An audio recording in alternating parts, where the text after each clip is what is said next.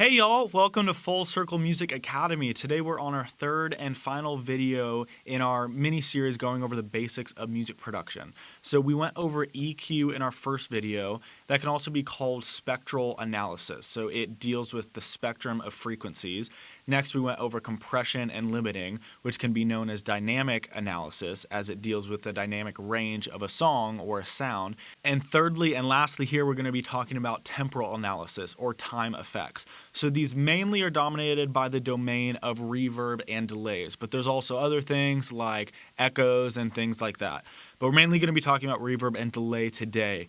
Now, this is a very broad topic and very creative. It's much less technical like EQ and compression were, so this can go off into a ton of different routes. So I'm just going to try and give you some overview about how to use these devices and where we mainly use them. But keep in mind, this is definitely a broad stroke, and you can use this however you would like to creatively. So again, let's start off with the definition of reverb. So reverb, or a reverberation, is created when a sound or signal is reflected, causing numerous reflections to build up and then decay as the sound is absorbed by the surfaces of objects in the space. So in other words, this is essentially a large number of extremely fast delays of the sound happening so close together that our ears perceive them as one drawn-out sound. So a reverb actually is a delay, where there's just millions of tiny delays happening almost at the same time, and it sounds like a long tail. Now what this does is this psychoacoustically creates a sense of space which can add dimension to a song and be very pleasing to the ear. So why do we use reverb? Well, again, this is mainly dominated by the creative space. So there's effects on vocals, on guitars, on drums. We can add reverbs that add a big sense of space to different instruments or the song in a whole. It also can add tone and vibe to a dry song. Just like EQ and compression, reverbs can be very unique, and they can have certain specific characteristics to them that can add a unique tone to a sound that you maybe didn't have before. Now, the number one reason for a reverb is simply to create space. Again, talking psychoacoustics for a minute, when we hear reverb in nature, in the real world, it's because our ear is perceiving on reflections bouncing off of a room or a space we're in, and that makes us feel like there's a space. So when you add a reverb to a vocal or to drums, it sounds like that instrument is in a much bigger space, and the song then is a lot fuller. Lastly, we can use reverb simply to blend instruments together. So they can just fit together. It can be a really creative mixing tool. We can use a short reverb that can just help mend things together a little bit better. Now, almost all reverbs today are digital. Back in the olden days, we have reverb chambers where we'd actually send a signal to a speaker. That speaker would play through a chamber or a hall or an underground basement, whatever it was, and then have a microphone at the other end and pick up the reverberations that were happening naturally. Today, for the most part, again, there's exceptions, but we usually use plugins. So a lot of times these are convulsions, or in other words, impulse responses of rooms. So I'll show you in a minute, but we have impulse responses of really classic reverb chambers, such as the Capitol Records chambers. Another way to make a digital reverb is algorithmic. So this is totally software driven, and it just makes those delays extremely quickly to create a reverb. So with these digital reverbs, there's mainly two ways that we achieve this effect digitally. The main way is convulsion or an impulse response. So what happens is we actually go into a chamber, a church, a orchestra hall, some space that gives us a really good reverb that we want to recreate, and we'll play a white noise or some even frequency, and then we'll record back the response of the reverb in the room, and we can actually replicate that through software.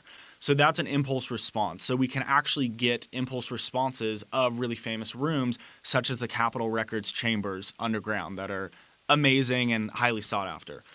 The second way to go about this is algorithmic. So this is simply just a software mathematically creating really quick delays that then create a reverb tail. So what are the attributes of a reverb? These can vary greatly, but the main attributes, we have pre-delay. So this is going to be the time between the original source that you hear, such as the original vocal, and the first reflection that you get back, or right when the reverb starts. Second, we have decay time. This can also be known as feedback. And this is simply how long the delay is holding out. How long is that tail? And then next we just have the wet and dry mix. So this is just a knob that determines how much of that original sound are we getting and how much of the new reverb sound are we getting into the mix. Now, there's a lot of different effects such as diffusion and damping and EQs and saturation and stuff like that. These are all just creative effects that add on top of the feature of the reverb and can be creative in their nature. So what are the types of reverb? So with all these digital plugins that we have, there are 5 main types of reverb that are simulating natural, real-life occurring spaces. So these are going to be hall, room, chamber, plate, and spring. So hall, room, and chamber obviously are real spaces that we're trying to emulate. Plate is actually a mechanical reverb that we have where we actually, in the olden days, would have a real metal plate and we would send a signal through that plate and it would reverberate on the plate and we would capture that reverb.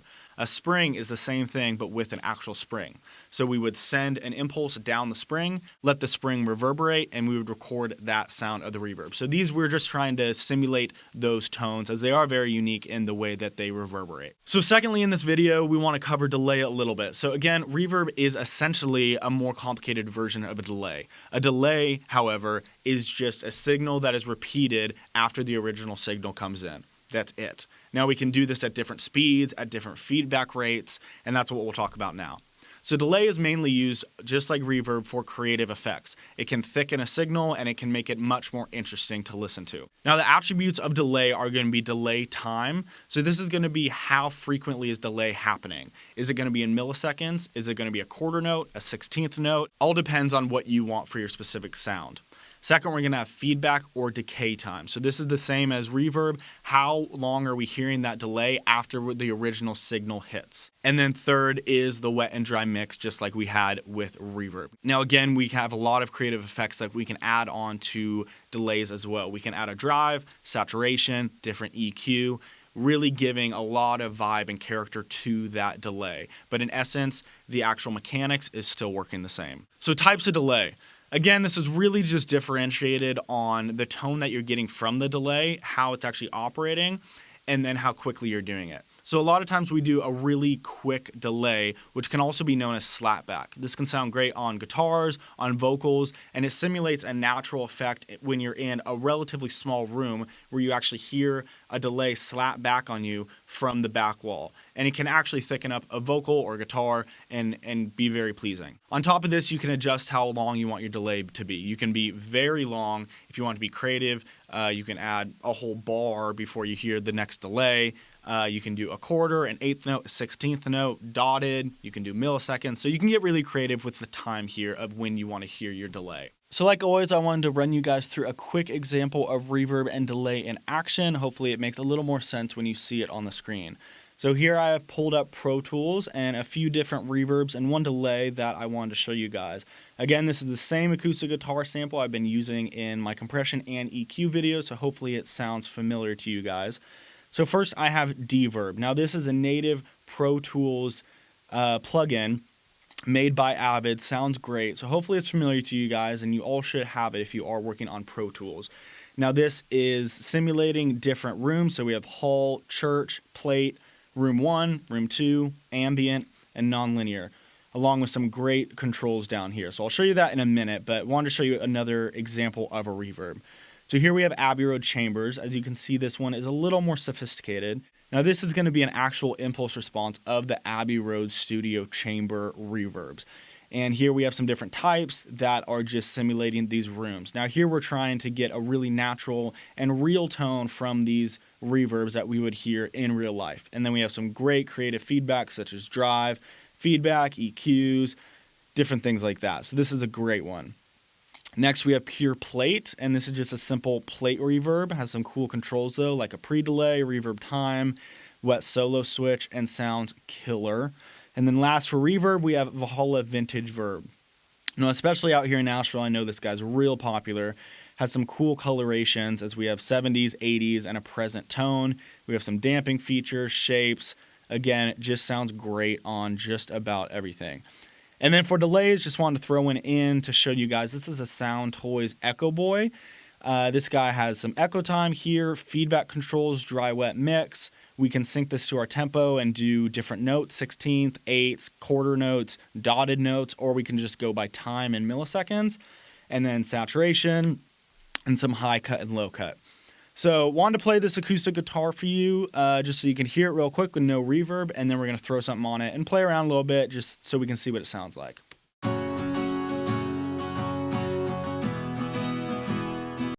So that guy has no reverb on it as it stands. Now let's activate this Avid Deverb.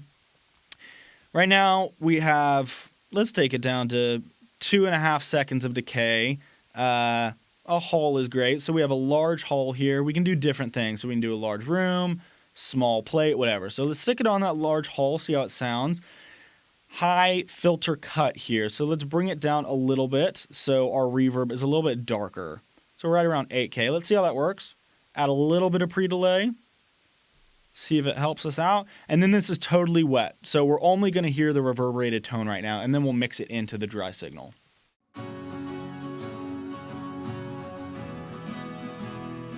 So again, only reverb there.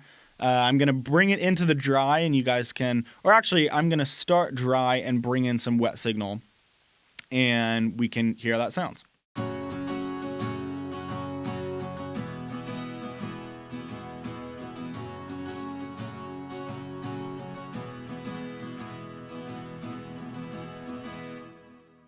So it definitely adds a little bit of character, opens it up a little bit, does some stuff for us. And again, you guys can get real creative with this. Something like a reverb and a delay, producer's dream, get creative, really do what you need to do with this guy, and it's not as much of a technical tool.